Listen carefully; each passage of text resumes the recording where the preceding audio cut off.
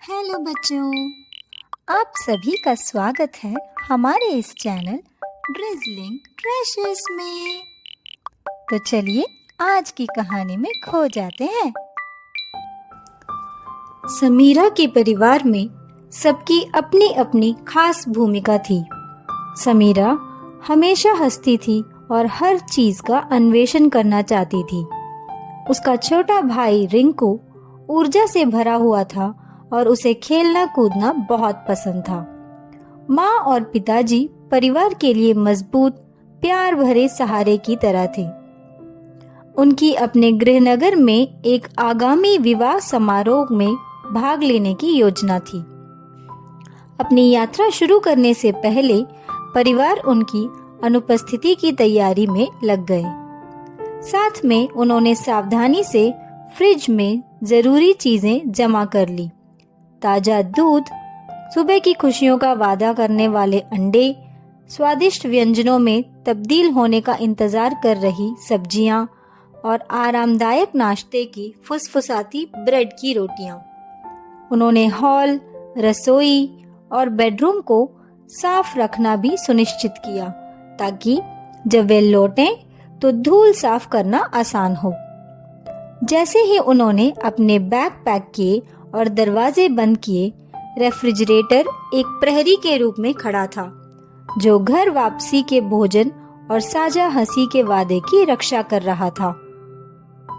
विवाह समारोह के व्यस्त उत्सव के बीच समीरा और उसके परिवार ने खुशी के अवसर पर खुलासा किया कि उनका दिल उत्सव की लय में नाच रहा था।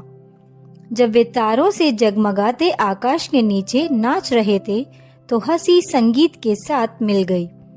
प्रियजनों की संगति के बीच उनका उत्साह बढ़ गया था। जैसे कि बच्चों को अगले ही दिन स्कूल जाना था, एक नए दिन की सुबह के साथ उन्होंने यादगार पलों को अलविदा कहा और वापस हवाई अड्डे की यात्रा पर निकल पड़े। उनके दिल अलग होने के बोझ से भारी थे, लेकिन साथ ही खुश भी थे, मौज मस्ती और प्यार की यादों में। 2 घंटे की यात्रा के बाद जब वे हवाई अड्डे से बाहर आए तो समीरा के पिता अपने द्वारा बुक की गई कैब की तलाश कर रहे थे। समीरा के छोटे भाई रिंकू ने एक कार देखी और पूछा कि क्या वह वही कार है। उसकी माँ ने कहा नहीं और उसका हाथ पकड़कर समीरा के साथ चलने लगी। कुछ और कदम चलकर वे अपनी कैब तक पहुंच गए। कैब में बैठने के बाद माँ ने कहा, वाह, वापस आकर अच्छा लगा है ना समीरा? समीरा ने सिर हिलाया। हाँ माँ, मैं वास्तव में भूखी हूँ। यह कहते हुए रिंकू भी अपना पेट सहलाता रहा। मुझे भी भूख लग रही है माँ, समीरा ने कहा। ठीक है, शांत हो जाओ। हमारे पास फ्रिज में दूध, अंडे, ब्रेड और सब्जियां हैं, माँ ने कहा। समीरा के पिता ने कहा, एक बार जब हम घर पहुंच जाएंगे तो माँ और आप दोनों हॉल और बेडरूम की सफाई कर देना। मैं हम सभी के लिए रात का खाना बना दूंगा। पापा, क्या आप तले हुए चावल बना सकते हैं? समीरा ने पूछा। हाँ, फ्राइड राइस, रिंकू ने दोहराया। घर में घुसते ही उन्हें पता चल गया कि कुछ गड़बड़ है, बहुत गलत। छी, वह क्या गंध है, समीरा चिल्लाई। एक राक्षस, रिंकू चिल्लाया। यह बहुत बदबूदार है, पूरे घर से बदबू आती है। गंध कहाँ से आ रही है? माँ ने कमरे की जांच की। रिंकू ने बाथरूम चेक किए। समीरा ने भोजन कक्ष की जांच की। समीरा और रिंकू को लगा कि उनके घर में कोई अदृश्य राक्षस है। पिताजी ने रसोई में जांच की। यह यहीं से आ रही है, पापा ने फ्रिज की ओर इशारा करते हुए कहा। एक बदबूदार फ्रिज राक्षस, समीरा हाँफने लगी। माँ, मुझे बहुत डर लग रहा है, रिंकू ने माँ को गले लगाते हुए कहा। माँ ने कहा, चिंता मत करो रिंकू, चलो फ्रिज खोलो और देखो अंदर क्या है। और जब उसने फ्रिज खोला तो सभी ने अपनी नाक और मुंह बंद कर लिए। अंदर गर्मी है और लाइट बंद है, माँ ने कहा। क्यों माँ, क्या हुआ? समीरा ने पूछा। ऐसा लगता है कि फ्रिज ने कुछ समय पहले ही काम करना बंद कर दिया है, पिताजी ने समझाया। ठंडी हवा के बिना सब कुछ खराब हो गया, माँ ने चिंतित चेहरे के साथ कहा। क्या दूध खराब हो गया है? समीरा ने पूछा।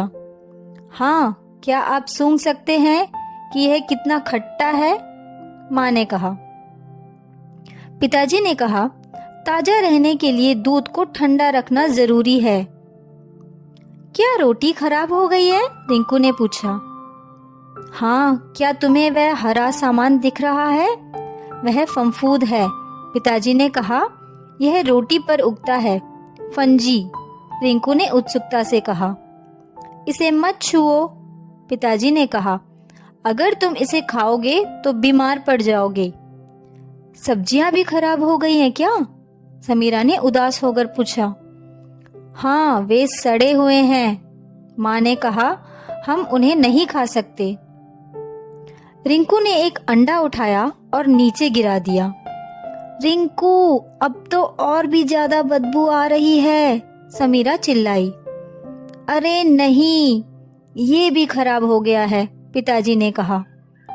समीरा को यकीन था कि वह फिर कभी अंडे नहीं खा सकेगी। अरे ये क्या है? रिंकू चिल्लाया, भाग गया, जबकि पिताजी गंदगी साफ कर रहे थे। उन्होंने सारा सड़ा हुआ भोजन कूड़े की थैलियों में डाल दिया और फ्रिज साफ कर दिया। चीजें खराब क्यों होती है? समीरा ने पूछा। फ्रिज की ठंडी हवा खाने को अधिक समय तक ताजा रखती है। जब गर्मी होती है तो खाना जल्दी खराब हो जाता है, माँ ने उसे समझाया। क्या सारा खाना खराब हो जाता है? समीरा ने फिर से एक प्रश्न पूछा। नहीं, ये चावल नहीं, माँ ने कहा।